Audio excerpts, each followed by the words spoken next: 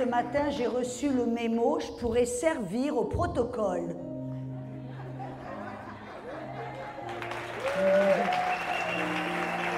Alléluia. Quel honneur, quel plaisir, quel honneur d'être ici avec vous au Gabon, en Afrique. Je porte l'Afrique dans mon cœur. Et je sais dans mon cœur que le Seigneur m'a destiné pour l'Afrique, que l'Afrique fait une partie intégrale de mon ministère. Et donc, à chaque fois que je suis en Afrique, mon cœur se réjouit. Quand je vois les danses africaines, mon cœur se réjouit. Quand je vois les tenues africaines, mon cœur se réjouit. J'allais porter une tenue africaine aujourd'hui. Je l'ai essayé, mais pour une raison ou pour une autre, j'ai dû prendre un petit peu de poids. Elle était un peu trop serrée. Je me suis dit, me connaissant, je vais bouger. Il vaut mieux pas. Alléluia. Vous pouvez vous asseoir. Merci d'être ici cet après-midi. Merci à vous, la chorale. Waouh! Alléluia, alléluia. Merci, docteur Grace, pour me faire confiance avec ce pupitre. Merci, apôtre Jonah, pour être le père de cette maison et pour libérer les femmes dans leur ministère. C'est rare. On ne le voit pas souvent. C'était un plaisir de rencontrer Pasteur Valérie. Et merci d'avoir choisi d'être ici cet après-midi. Vous pourriez être à la plage, comme la plupart des Gabonais, ici à Libreville. Mais vous avez choisi de venir ici dans la maison de Dieu pour entendre la parole. Mon cœur, mon désir, c'est qu'aujourd'hui vous receviez quelque chose, des réponses à vos questions, une bénédiction, que vous puissiez toucher, voir et comprendre certaines choses et recevoir une bénédiction de Dieu. C'est mon cœur que vous repartiez aujourd'hui de cette conférence avec, comme on a dit, des clés, avec des réponses, avec un dépôt spirituel dans votre esprit. J'ai été bénie dans cette conférence. J'ai eu le grand honneur d'ouvrir la conférence et aujourd'hui, j'ai encore le plus grand honneur de le clôturer. Et je sais que Dieu a quelque chose de spécial pour vous aujourd'hui, pour finir cette conférence. Le Saint-Esprit fait les choses d'une manière que seul lui sait les faire. Nous avons entendu des messages puissants. J'ai aimé Pasteur Valérie qui nous a encouragé, qui nous a appelé à un appel, c'est-à-dire prendre soin du corps. Et nous, mesdames, nous sommes, en tant que femmes, nous avons ces qualités à l'intérieur où nous aimons aimer, nous aimons, j'ai la parole en anglais, mais c'est nourrir, s'occuper, remédier à des choses. On est toujours, en tant que femmes, c'est comme ça que Dieu nous a créés. Et il nous a créés de cette manière pour prendre soin de son corps. Et je parle du corps du Christ, de l'Église, de faire des disciples. Vous voyez, Pasteur Valérie, j'ai bien écouté. Et j'ai trop aimé aussi Docteur Grace hier, qui nous a montré que nous ne sommes pas appelés à la médiocrité, nous ne sommes pas appelés à être à lâcher prise et à rester dans ce qu'on appelle le statu quo, c'est-à-dire à se limiter nous-mêmes, peu importe notre nom, notre race, notre couleur, notre situation économique, peu importe les étiquettes qu'on nous a collées sur le dos, ça ne devrait jamais nous limiter pour accomplir le plan de Dieu pour nos vies, car nous toutes, mesdames, et vous aussi, messieurs, amen, nous sommes tous ensemble aujourd'hui. Dieu, depuis la fondation du monde, a un plan, a un appel pour chacune et chacun d'entre nous. Vous voyez, je me rappelle, j'avais, je crois, 4 ans, dans la cuisine de ma maman, et une voisine est venue, elles étaient assises, elles discutaient, et moi, petite fille, je suis venue la mettre au milieu, et je te tenais à les regarder, à les écouter. Et tout d'un coup, la voisine s'arrête, me regarde, dit « Ma petite, qu'est-ce que tu veux faire quand tu seras grande ?» Et de ma bouche est sorti « Moi, je vais voyager partout dans le monde, mais je ne serai pas un touriste. Moi, je serai avec les gens. » D'où c'est venu ça? C'est venu de mon esprit. Parce que depuis la fondation du monde, Dieu avait mis dans mon esprit l'appel de Dieu, les dons de Dieu, les talents, tout ce qui était nécessaire pour accomplir ce plan, la mission de Dieu pour moi. Et aujourd'hui, je suis missionnaire, à voyager partout dans le monde, et je vous garantis quelque chose, je ne suis pas touriste. Je ne vois jamais rien. Je vais de l'hôtel à la conférence à l'église, de l'église à l'hôtel. Mais le point que je veux faire, c'est combien chacune d'entre nous, nous ne sommes pas ici sur la terre par hasard. Dieu a un appel pour nourrir le corps, pour ôter les limites. Et la seule personne qui peut limiter Dieu, c'est nous. Souvent, on pense que Dieu n'a aucune limite. Non, Dieu, rien n'est impossible à celui qui croit. Et même, j'ai un exemple qui me vient à cœur, c'est dans le psaume où Dieu a parlé au peuple d'Israël et il leur a dit, et on le voit dans l'anglais, ça ne se voit pas en français, mais dans l'anglais, ça se dit que vous avez limité le sein d'Israël parce que vous avez oublié tous ces miracles qu'il a fait pour vous dans le désert. On peut mettre des limites comme Dr. Grace a dit hier. Et c'est nous qui nous mettons nous-mêmes les limites parce qu'on oublie qui nous sommes, à qui nous appartenons et nous oublions que ce plan de Dieu, cette mission que Dieu, cet appel qu'il a en nous est en nous et c'est à nous de le découvrir.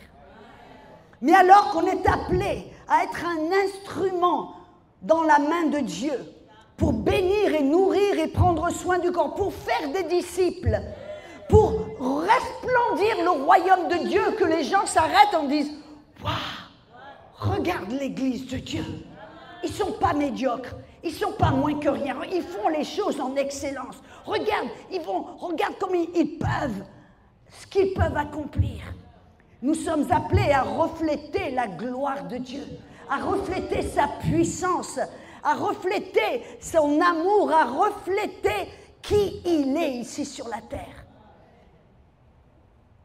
Mais la chose avec laquelle que j'aimerais partager avec vous, et je vais lire un verset qui m'est venu, qui vient juste de me venir alors que j'étais là assise. Ça se trouve dans le livre d'Ésaïe. Dans Ésaïe 30, dans le verset 15, il dit « Car ainsi a parlé le Seigneur, l'Éternel, le Saint d'Israël. C'est dans la tranquillité et le repos que sera votre salut. C'est dans le calme et la foi, la confiance que sera votre force. » Dieu veut vous parler aujourd'hui, mes frères et sœurs, peu importe l'appel que nous avons, le rôle que nous avons à jouer, la sphère d'influence que nous avons, ce que Dieu veut faire en nous et au travers de nous, peu importe, c'est dans le repos, c'est dans la confiance, c'est dans la foi, c'est dans la tranquillité que nous serons le plus efficaces. Parce que la tentation souvent est que quand on pense à accomplir certaines choses dans le royaume de Dieu, être efficace et faire des choses, on pense immédiatement au mouvement. On commence à s'efforcer, on commence à courir à droite et à gauche. Et peu importe les défis à laquelle nous faisons face, souvent nous faisons l'erreur. Parce que nous courons à droite et à gauche pour trouver la formule, pour trouver le message clé ou la personne clé, ou pour trouver qu'est-ce que je vais faire, comment je dois le faire, et tout d'un coup on rentre, où on devient épuisé. Et on pense qu'être efficace dans le royaume de Dieu, c'est s'émettre, c'est se commencer à bouger, à faire, à parler, et on commence à faire plein de choses, mais on les fait non dans la foi ou dans le repos, mais on les fait dans la chair. Et on perd notre efficacité. Excusez-moi, je vais faire comme les stars de rock. Merci, ma grande. Alléluia. Souvent, quand on pense à travailler pour le Seigneur ou faire ce que Dieu nous a appelés à faire, très souvent, je vois le peuple de Dieu qui commence à rentrer dans les œuvres, dans le faire, et courir à droite et à gauche et faire ceci, et s'épuiser. Même des personnes très intentionnées qui veulent accomplir le plan de Dieu, la vision de Dieu, qui commencent après un moment à être dans le burn-out, dans l'épuisement, dans la désillusion, dans le « j'ai tout essayé ». Même, pour vous dire, même si vous n'êtes pas dans le ministère, que vous êtes une personne, vous travaillez dans le séculier, vous êtes maman, vous avez des enfants, peu importe ce que vous faites, où vous êtes, qui vous êtes, nous sommes tous tentés de rentrer dans ce cycle d'œuvre, de faire, et courir à droite et à gauche. Est-ce que vous comprenez ce que je veux dire? Et aujourd'hui, je veux nous envoyer un SOS, une bouée de sauvetage en disant, dans le royaume de Dieu, ce n'est pas dans le faire et l'action et le courir et faire que nous serons efficaces et accomplir la vision. C'est dans le repos. Ceci dit, quand on parle du repos, à quoi ressemble le repos? Comment être efficace, faire des disciples, accomplir la vision, ôter les limites et cependant le faire dans le repos? Il y a un verset clé que Jésus, le Maître, notre Seigneur, cela se trouve dans Matthieu 11, dans le verset 28. Regardons ensemble.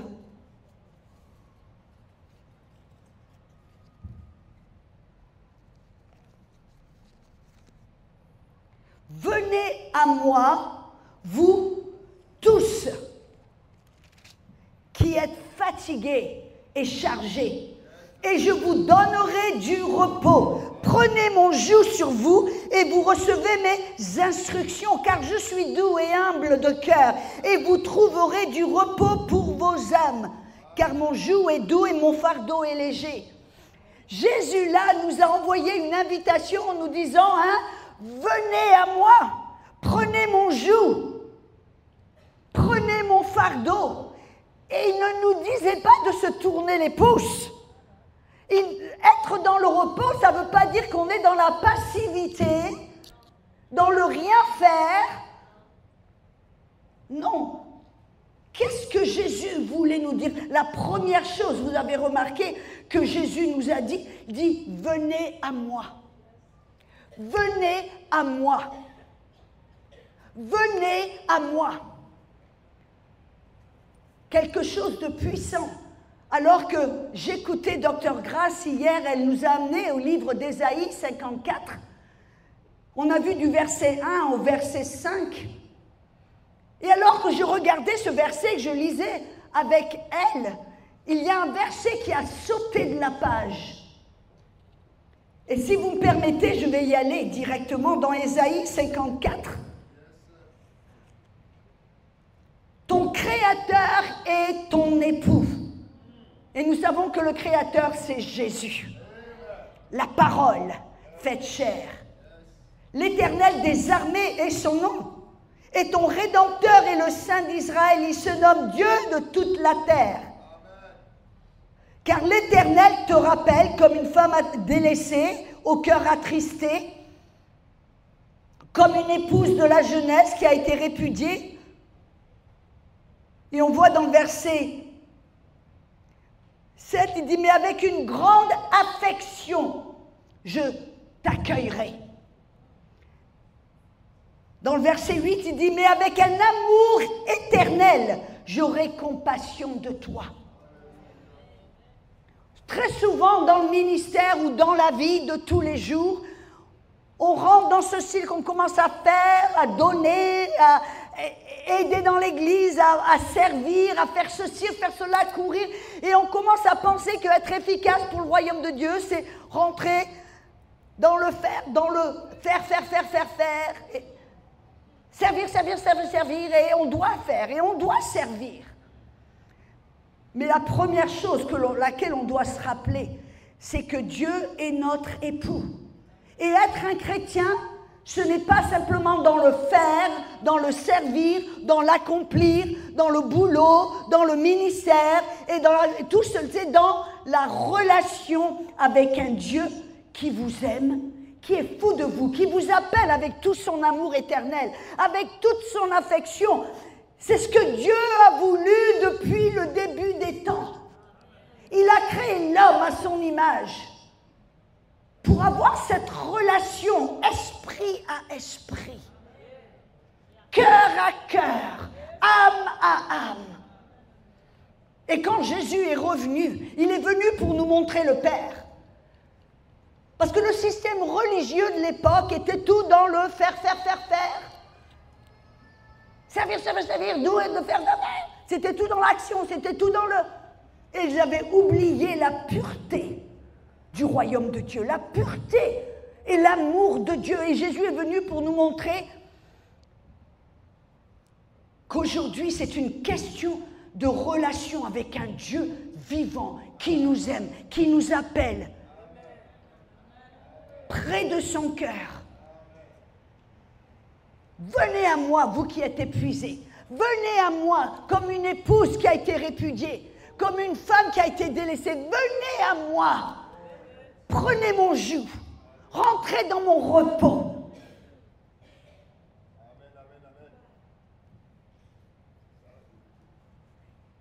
Et je veux vous parler de comment rentrer dans le repos. Comment être efficace dans le royaume de Dieu, comment être un outil puissant entre les mains de Dieu et cependant le faire dans la grâce, dans le repos, sans s'épuiser, sans avoir du burn-out, sans rentrer dans les œuvres, le faire, mais être, comme je l'ai dit, ça ne veut pas dire qu'on se roule l'épaule, mais ça veut dire qu'on est dans ce lieu de repos, de paix, de tranquillité. Et là, la Bible nous dit, c'est là que vous trouverez votre vraie force. C'est dans ce repos que vous puiserez dans la grâce de Dieu qui est sa faveur inconditionnelle, sa puissance en nous et au travers de nous. C'est silencieux dans cette église catholique cet après-midi. Je vous dis la vérité, même quand on parle de recevoir la guérison ou de recevoir une percée dans notre vie ou de voir des choses changer dans notre... Peu importe, on en parle de défis dans cette conférence. Faire face aux défis et recevoir nos victoires. Comment allons-nous faire face aux défis ? En courant à droite, à gauche pour trouver la formule, les 4 clés, la personne avec l'onction, ou allons-nous venir à Jésus, qui est notre époux, et rentrer dans le repos, prendre son joug, prendre son fardeau qui est léger, son joug qui est facile, et rentrer dans ce rythme de grâce, ce rythme de repos, où tout d'un coup, on fait les choses d'une façon qui ont l'air facile, sans s'épuiser, sans se démener, sans courir à droite et à gauche. Et pour certains qui nous regardent, ça a l'air tellement évident, ça a l'air... Pourquoi ? Parce qu'on rentre dans cette position de repos, cette position de grâce en Jésus.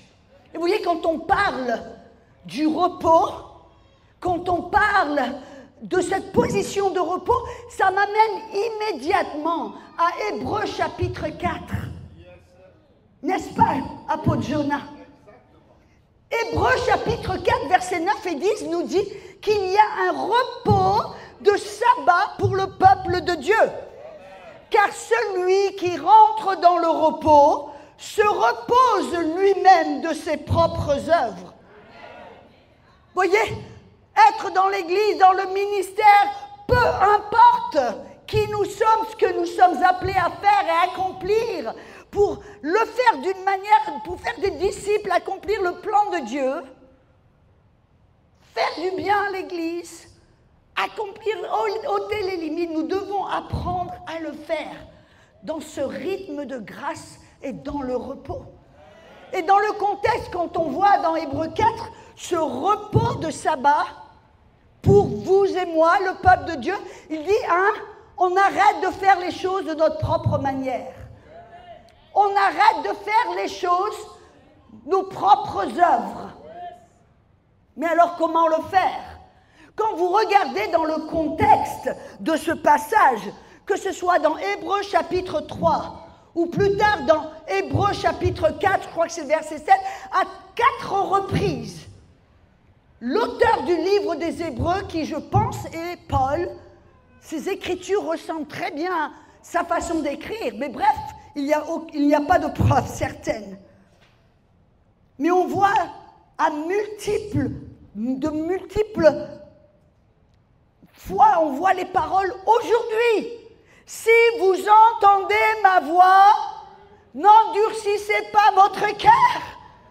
Aujourd'hui, si vous entendez ma voix, n'endurcissez pas votre cœur.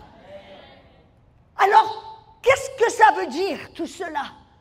Ça veut dire que pour entrer dans le repos, nous ne sommes pas dans les œuvres et dans le faire, mais nous rentrons dans une relation avec un Dieu vivant, un Dieu qui nous aime. Il est notre époux, nous sommes son épouse et nous marchons avec lui pour l'écouter, pour lui parler. Et aujourd'hui, si vous entendez sa voix, ne fermez pas les oreilles. Faites simplement ce qu'il dit de faire.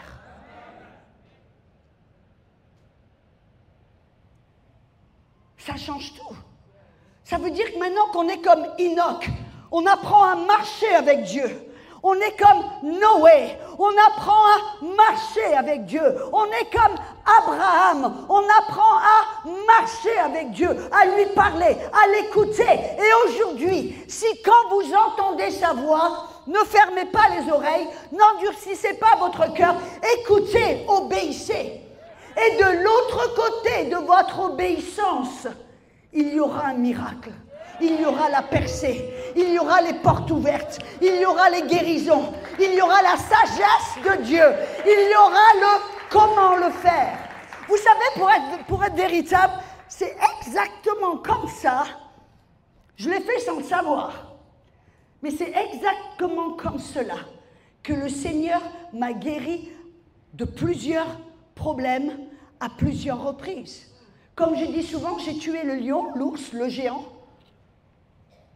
le déséquilibre chimique du cerveau, le tunnel carpéen, des problèmes de dos, une crise d'appendicite aiguë et finalement le cancer des os. Mais à chaque fois, ce n'était pas moi qui essayais de faire les choses de ma propre manière en disant « Ok, je vais appliquer les règles, les ABC de la foi. Je vais lire toutes les formules au sujet de la foi. Je vais à tout étudier sur la guerre, je vais tout faire selon le bouquin. » Non, qu'est-ce que j'ai fait? J'ai fait exactement, même sans le savoir, ce que Jésus nous a dit de faire. « Venez à moi !» Je suis allée vers lui, j'ai écouté et j'ai obéi. Et de l'autre côté de cette obéissance toute simple, il y avait les miracles, il y avait les guérisons, il y avait la sagesse. Écoutez-moi bien, je me rappelle une fois j'étais, parce que vous voyez, l'être humain, on est des champions à prendre quelque chose et en faire une formule. On est des champions à prendre une révélation et en faire une méthode. Ne me regardez pas d'une manière si étrange. C'est la nature humaine. On est dans le faire, on est dans le produire, la production, le... Ah là là là là. Je me rappelle, j'étais en Suisse et j'enseignais dans un collège biblique sur la guérison. Et ce jeune homme est assis, on est pendant le déjeuner, on partage un repas et les étudiants me posent des questions. Et ce jeune homme me regarde droit dans les yeux, il me dit « Audrey, mon père a été atteint du cancer. » Et il est allé vers Dieu, il a prié, Dieu lui a parlé et il a été guéri miraculeusement. Il dit « Mais 1 an plus tard, le même cancer est revenu. Mon père a fait la même chose et il est mort. Pourquoi ?» Je n'avais pas de réponse. J'ai dit, je vais te dire la vérité, je n'ai pas honte de te dire que je ne sais pas.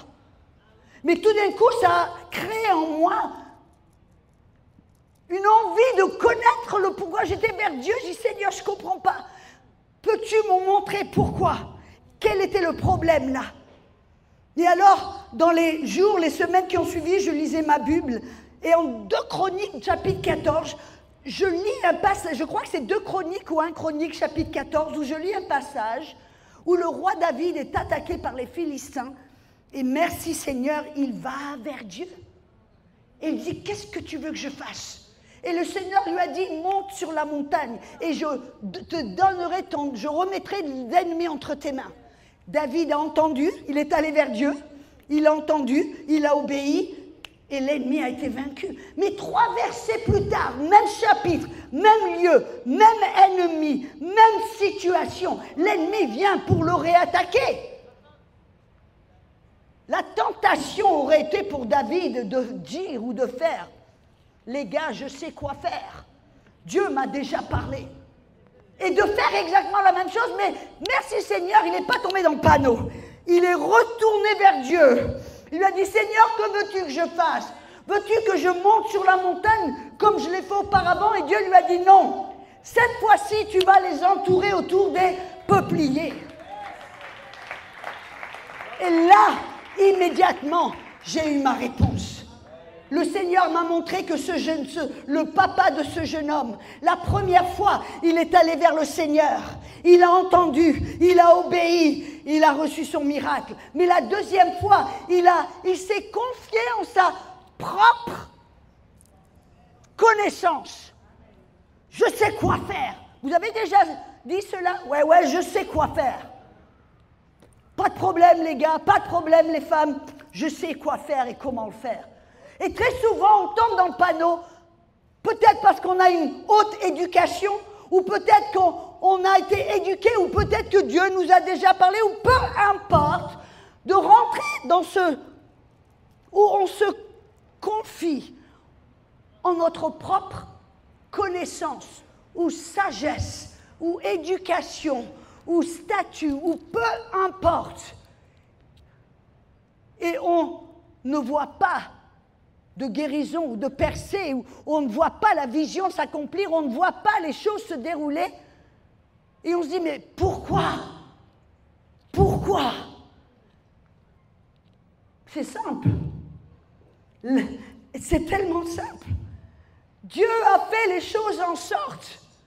Ça ne veut pas dire qu'on ne doit pas être éduqué, ça ne veut pas dire qu'on ne doit pas avoir de la connaissance de l'éducation ou quoi que ce soit, mais ça veut dire que peu importe où nous sommes, qui nous sommes, ce que nous faisons, nous devons savoir qui nous sommes, des enfants de Dieu, et on doit apprendre comme une chose automatique à aller vers lui, à lui parler, à l'écouter, et ce qu'il nous dit de faire, on le fait. Vous savez que c'est là exactement comme cela que le premier miracle s'est produit dans le Nouveau Testament.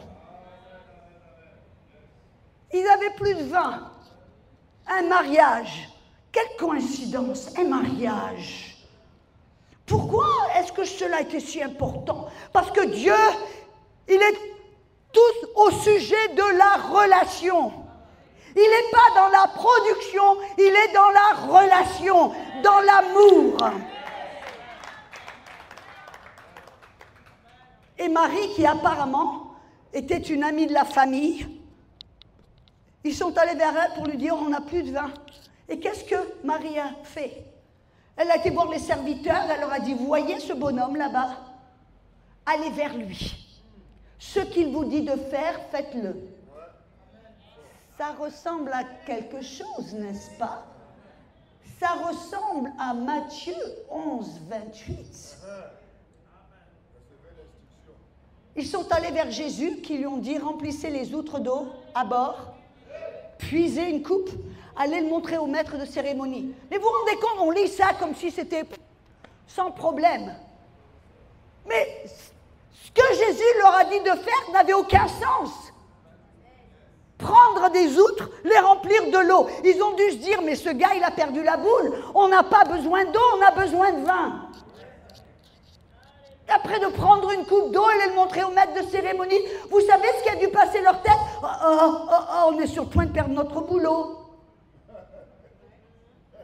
Des fois, Dieu nous parle, nous dit de faire des choses pour accomplir la vision, pour prendre soin du corps, pour aider les autres, pour recevoir une guérison, une percée, peu importe, pour toucher la solution. Dieu nous dit quelque chose qui n'a aucun sens, qui paraît bizarre, des fois qui paraît impossible. Des fois, Dieu nous dit de faire quelque chose qui fait mal à la chair, qui dérange la chair, qui nous indispose. Parce que peut-être qu'on va plus être monsieur ou madame cool. Peut-être qu'on va paraître bizarre comme les serviteurs. Peut-être qu'on va mettre des choses en jeu. Peut-être qu'on va perdre notre réputation. Peut-être qu'on se dit je vais tout perdre. Mais si on sait que nous sommes dans cette relation d'amour et que la seule manière, c'est ça en fin de compte, l'amour et la foi. Qu'est-ce que la foi? C'est une confiance en Dieu toute simple comme la confiance d'un enfant. Vous avez déjà vu un enfant avec papa à la piscine? Et papa appelle son enfant, viens mon chou, viens mon petit garçon, viens, saute. Fais confiance à papa, saute. D'une manière naturelle, il sait, il ne peut pas. Il se dit dans la tête, je vais couler. Mais papa a parlé, il a entendu, il lui fait confiance. Et cette confiance d'un enfant, il saute. Quand on veut être efficace dans le royaume de Dieu, quand on veut faire ses percées, ôter les limites, marcher dans cette autorité comme Jésus, voir des choses se faire et s'accomplir d'une manière surnaturelle par la grâce de Dieu, ce n'est pas dans le faire, c'est dans l'écoute de l'esprit, dans l'obéissance aujourd'hui, pas demain, pas hier, pas il y a un mois. Ne vivons pas de la manne d'il y a un mois. Jour par jour, on va à lui, on lui parle, on lui pose des questions, on l'écoute. Et ce qu'il nous dit de faire, on le fait. Et c'est aussi simple que ça. Et de l'autre côté de notre obéissance, il y a ces miracles. Est-ce que je peux avoir un jeune homme qui a des biscottos, qui a des muscles? Monsieur, voilà, venez ici. Des fois, on ne voit pas, on ne se rend pas compte. Pouvez-vous venir vous tenir juste ici? Tenez-vous devant moi, comme ça, voilà. Vous êtes trop beau, il faut que je vous regarde. Je vais vous montrer des fois que quand Dieu vous parle, ça a l'air difficile, ça a l'air impossible. Ça a l'air inatteignable. Ça a l'air même fou. Ça a l'air dangereux. Peu importe. La foi vient de ce que l'on entend et ce que l'on entend vient de la parole de Dieu. Dieu vous parle, vous entendez, vous obéissez. Et de l'autre côté de cette obéissance, il y a le miracle, la percée. Et des fois, ça paraît d'être comme ça.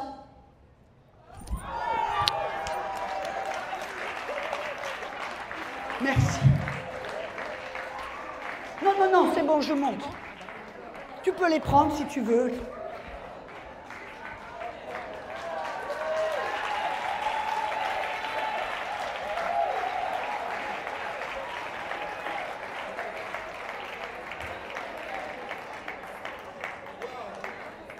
Il y en a certains d'entre vous, mesdames, il y a votre cœur qui est tombé dans votre estomac.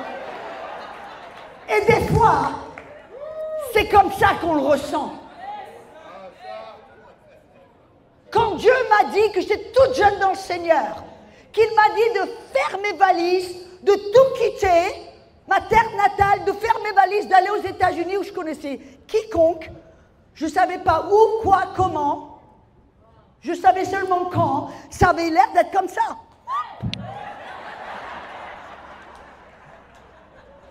Mais écoutez-moi, mesdames, je me tiens, messieurs, je me tiens ce soir devant vous, parce que je suis allée vers le Seigneur, j'ai entendu, j'ai obéi, même si ça paraissait fou, dangereux, inatteignable. Ça avait l'air d'être un risque énorme, surtout que je n'avais pas vraiment d'argent. Mais j'ai entendu, j'ai obéi, et de l'autre côté de mon obéissance, me voilà d'accomplir le plan que Dieu avait pour moi depuis le début des temps. Et cette vision, cet appel, ce que Dieu vous a créé, vous a appelé à faire, vous n'allez pas le faire par la chair. En vous efforçant, en essayant, en travaillant dur, non, vous allez le faire dans la foi, dans la confiance, dans le repos. Et vous allez marcher avec un sourire sur votre visage, alors que les autres essayent de faire les choses épuisés, confus. Vous voyez la différence? De le faire par l'esprit. J'aime bien, j'ai entendu Pasteur Valérie, ton mari, l'autre soir, il a dit, ce qu'on doit faire, on doit le faire par l'esprit de Dieu. Et ton mari, il en a vu des vertes et des pas mûres. Il a sûrement franchi pas mal de trucs. Des impossibilités, des attaques, des adversités, des problèmes, des besoins. Mais dans l'esprit, dans le repos, dans la confiance. Et comment c'est le repos? Venez vers moi, car je suis votre époux. Je vous aime avec ferveur. Je vous prends et vous amène. Vous voyez, souvent on est tellement dans l'action et dans le faire qu'on oublie de se retirer, de passer du temps avec Dieu, de se mettre contre l'oreille, contre son cœur, pour entendre sa voix, pour connaître son amour. Et dans cette intimité, dans cette relation d'amour, c'est ce que Dieu veut depuis le début des temps. Quand il a appelé Israël et les a délivrés de la terre d'Égypte, qu'est-ce qu'il leur a dit? Si vous venez à moi, si vous écoutez ma voix et que vous faites ce que je vous dis, je ferai de vous mes trésors. C'est ce que Dieu voulait, une relation. Et qu'est-ce qu'Israël a dit? Ah non, non, non, non, non, non, on ne veut pas te parler, on a peur de ta voix. Alors va à Moïse, parle-lui, il vient nous revenir, nous dire ce qu'il faut faire. Il va nous donner la petite règle des 1, 2, 3, 4, 5, 6, 7, 8, 9, 10 et on le fera. Nous ne sommes pas dans les règles, dans les formules, dans les méthodes. Nous devons être dans la relation avec un Dieu vivant qui nous parle. Quand il nous parle, on écoute. Et quand on écoute, on obéit. Et quand on obéit, les miracles, les percées. Peu importe ce ce que Dieu te dit de faire. Si ça paraît impossible, difficile, inatteignable, si vous avez l'impression que vous dites, ah non, il y a mon papa, il m'a parlé. Et s'il m'a dit de sauter dans l'eau, je sais qu'il est là pour me rattraper.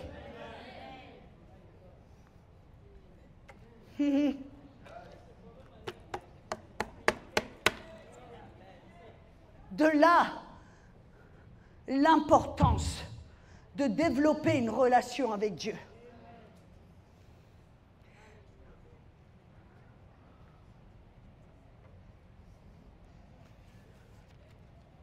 Dans Jérémie, chapitre 6, verset 16, il dit « Ainsi parle l'Éternel.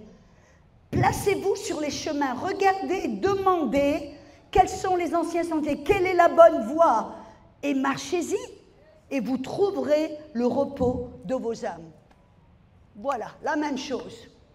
Le repos n'est pas dans l'inactivité, la passivité, le rien faire.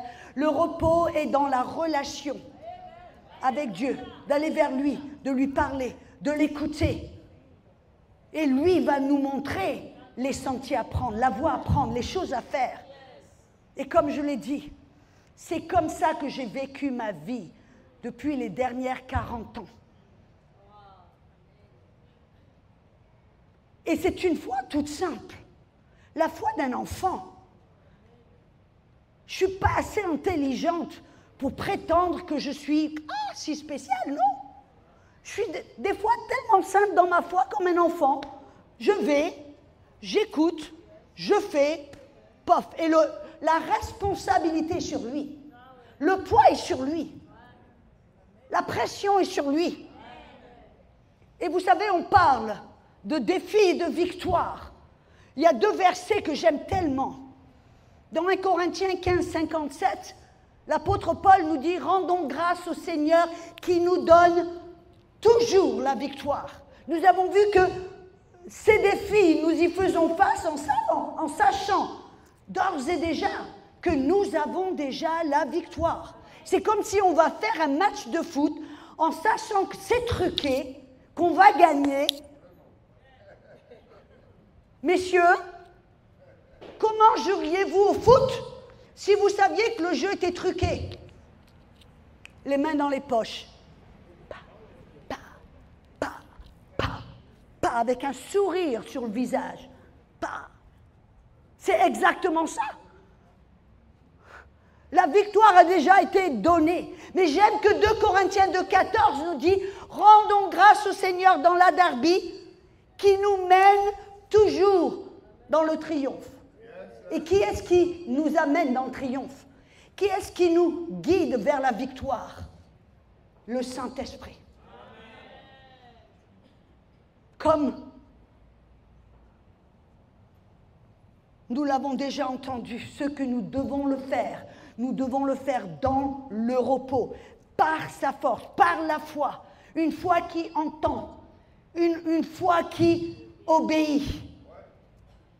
C'est pour ça que Jésus a dit, l'homme ne doit pas vivre de pain seulement, mais de toute parole qui sort de la bouche de Dieu. C'est comme cela que vous et moi, nous sommes appelés à vivre. C'est comme cela que nous allons gagner les victoires. C'est comme cela que le Saint-Esprit va nous guider vers l'efficacité, vers la victoire, vers la vision, vers le plus, vers tout et au-delà de ce que Dieu nous a dit, nous a montré et veut pour nous. C'est le temps de sortir de la médiocrité. C'est le temps de sortir du juste assez. C'est le temps de sortir, c'est assez bon pour l'Église. Et de s'élever à un niveau d'excellence, d'efficacité, d'amour, de générosité. Vous savez que si vous marchez de cette manière, Dieu veut et va vous prospérer d'une telle manière que vous en aurez tellement que vous allez vouloir donner constamment. On ne va pas devoir essayer de vous motiver pour faire du bien ou pour donner. Être guidé par le Saint-Esprit. Et je vais vous donner ce verset. Ésaïe. Ha, Shatataramane. Ésaïe 28.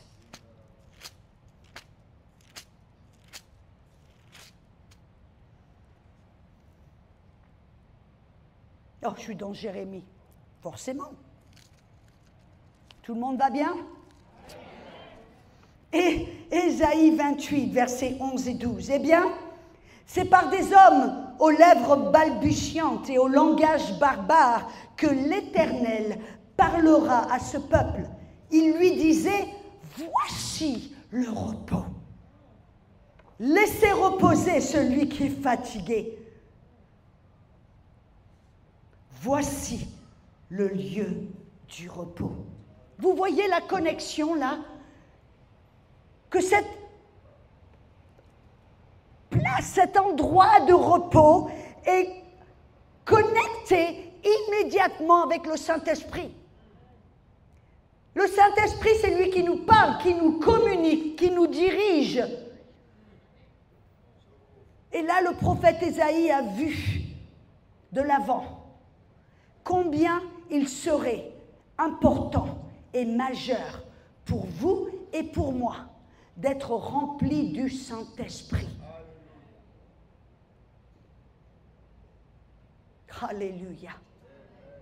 Ne vous laissez pas distraire. C'est important. Nous voyons là une clé majeure. Je vous ai parlé qu'aujourd'hui Dieu parle. Va aller vers lui. Ce qu'il vous dit de faire, faites-le. De l'autre côté, il y a le miracle. Et qui c'est qui va nous parler? Comment avoir une oreille aiguisée à reconnaître la voix de Dieu? Je vais m'arrêter, je vais attendre.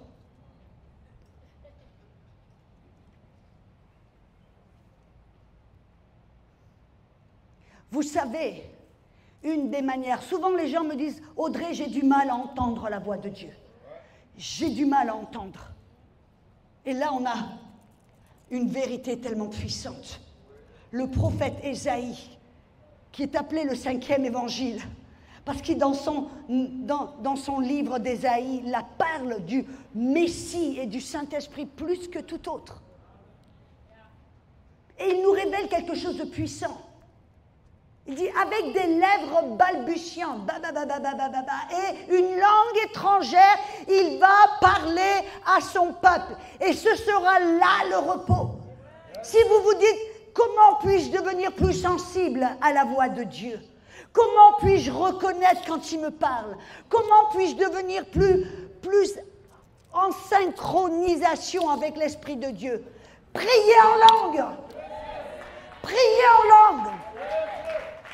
Dieu nous a donné ce langage divin qui ressemble à des bégaiements, des balbutiements, une langue étrangère que notre tête ne peut pas comprendre. Et je dis Alléluia. Parce que vous savez quoi, mesdames et messieurs? Quand on prie en notre langue, on prie la volonté parfaite de Dieu et on ôte les limites, Docteur Grace. Parce que vous voyez, la nature humaine, quand on commence à prier, à demander à Dieu, on prie selon ce que l'on sait ou selon ce que l'on voit. Mais Dieu dit il va falloir que je leur aide à prier ma volonté, car Dieu, la volonté, est au-dessus ou au-delà de ce qu'on peut imaginer, penser, voir. Et si vous simplement vous priez, Dieu bénit ma petite famille, mes 4 enfants, mon mari, Dieu fait ceci, ma petite église. Si c'est comme ça que vous priez, dans votre intelligence, vous allez limiter Dieu. Merci, ma belle. Celui qui donne une coupe d'eau recevra une récompense. Je rigole. Sois bénie, ma chère. Non, c'est bon. Alléluia. Ne déconnectez pas. Je le sens dans l'esprit que certains parmi vous, vous avez dit, vous êtes déconnectés. Ne déconnectez pas. Restez accrochés.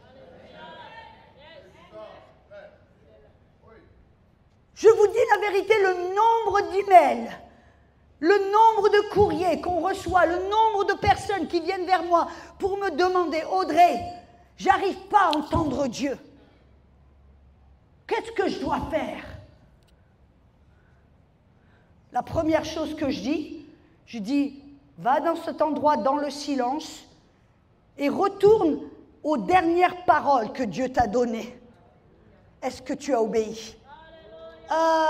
Non. Eh bien, retourne là et fais ce qu'il t'a dit de faire.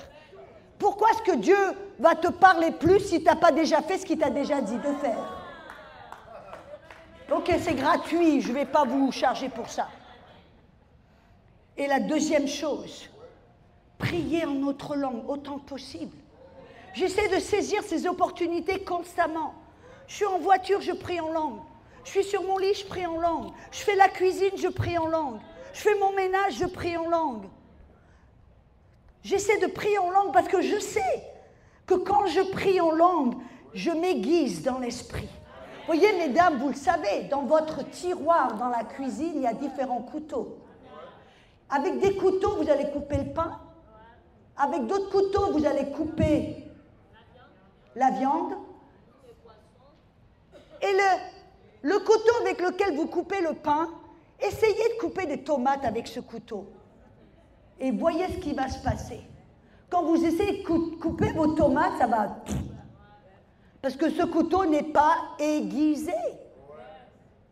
Ne me regardez pas d'une manière étrange. Dans l'esprit, le plus on prie en langue, le plus on s'aiguise dans l'esprit, le plus on devient sensible et le plus on entend.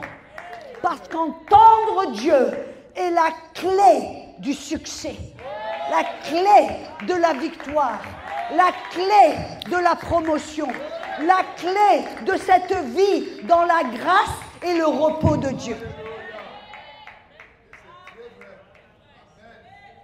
Alors si vous êtes ici, que vous soyez femme, homme, moins jeune, peu importe, et vous n'avez jamais été rempli du Saint-Esprit, vous n'avez jamais prié en autre langue, je veux vous inviter à venir. J'ai vu, je pense que maintenant j'en suis des centaines de milliers, je ne sais plus. J'ai vu des milliers de personnes remplies du Saint-Esprit, de l'âge de 3-4 ans, 3 ans, jusqu'à 99 ans. Si vous n'avez pas été rempli du Saint-Esprit, que vous n'avez pas ce langage de prière, levez la main.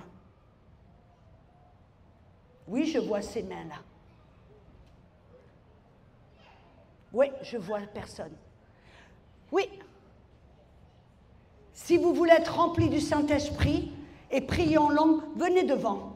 Je vais imposer les mains sur vous et vous allez recevoir ce langage de prière. Mais plus important, vous allez recevoir la puissance du Saint-Esprit. Voyez, quand vous êtes né de nouveau, vous êtes recréé à l'image de Dieu. C'est l'œuvre de régénération du Saint-Esprit. En d'autres mots, il vous nettoie, il vous rend, il fait de vous une nouvelle création à l'image de Dieu, avec l'ADN de Dieu.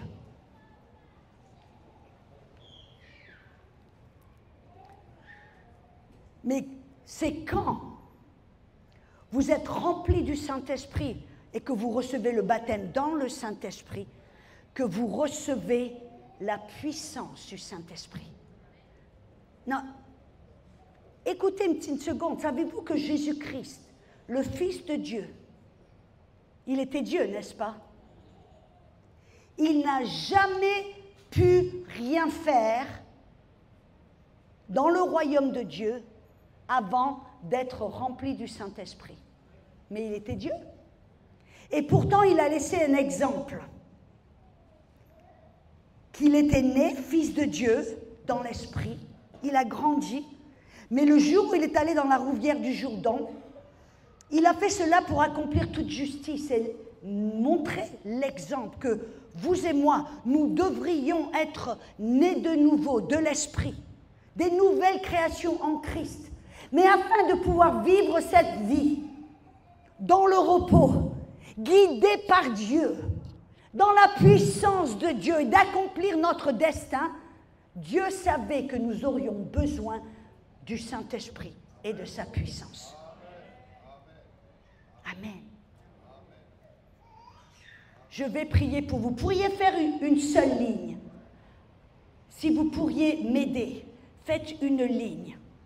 Une seule ligne. Alléluia. Essayez de vous séparer un petit peu. Ne vous serrez pas, voilà. Un petit peu que vous soyez, vous puissiez respirer. Alléluia. C'est bon. Mettez un petit peu d'espace entre les deux petits jeunes. Là. Voilà, super. Vous êtes super.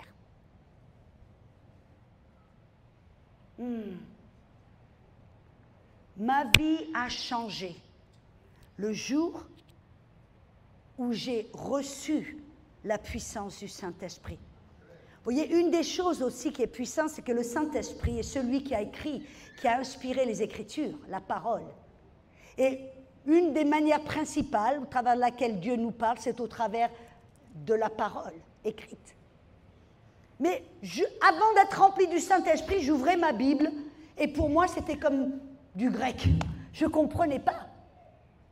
Mais après avoir été rempli du Saint-Esprit, je me rappellerai toujours que j'ai ouvert ma Bible et c'était comme si tout d'un coup je pouvais comprendre. L'esprit de révélation m'ouvrait des vérités, me montrait, m'enseignait, me parlait au travers des Écritures. J'étais née de nouveau. Une semaine avant, mais une semaine avant, je ne pouvais pas comprendre la Bible. Une semaine après avoir été rempli du Saint-Esprit, c'était comme si tout avait changé. La puissance du Saint-Esprit. Alléluia. Je voudrais d'abord poser une question. Car Jésus a dit dans Luc 12, dans le verset 13, Luc 11, excusez-moi. Dans Luc 11, verset 13, Jésus parlait aux disciples, il dit « Si vous, Pères, vous savez donner de bonnes choses à vos enfants, à combien plus forte raison est-ce que le Père donnera le Saint-Esprit à ceux qui le lui demandent ?» Dans ce verset-là, on découvre que pour recevoir le Saint-Esprit, la première chose, c'est que Dieu est notre Père. Ça veut dire qu'on est né de nouveau. Alors j'aimerais entendre de votre part, si vous êtes né de nouveau, vous savez que vous êtes un enfant de Dieu, vous savez que Dieu est votre Père, levez la main. Si vous avez une hésitation en disant, je ne sais pas, mais ce n'est pas grave, on ne va pas vous renvoyer, non, on va changer les choses. Donc, oui. On va prier pour toi, ma belle. Merci d'être sincère et authentique. Ça plaît à Dieu. Et vous, madame, alléluia. Si vous vous posez la question, oh, je ne suis pas sûre, vous avez déjà la réponse. Je vais prier. Venez, vous, madame, et toi, petite jeune fille, venez là tout de suite. Je vais prier pour vous. Y a-t-il d'autres personnes ici? Vous n'avez pas cette assurance que si vous veniez à traverser la rue et à mourir, vous ne savez pas avec assurance où vous iriez. Si vous vous posez la question en disant, je me demande, si vous vous dites j'espère que oui, alors je vous invite à venir et à rejoindre ces deux jeunes femmes. Si vous n'avez pas cette certitude que vous êtes enfant de Dieu, né de nouveau, vers le ciel, alors je vous invite. Est-ce qu'il y a quelqu'un ici? Ça exige, j'ai vu une main, c'était par hasard ou c'était... Si vous n'avez pas cette certitude, je vais vous inviter à venir. Ça exige d'être honnête, ça exige un certain courage, mais Jésus a dit, si vous avez honte de moi devant les hommes, moi aussi je vais avoir honte de vous. C'est vrai que ça exige un courage. Félicitations. Ok, nous allons prier pour vous. Amen.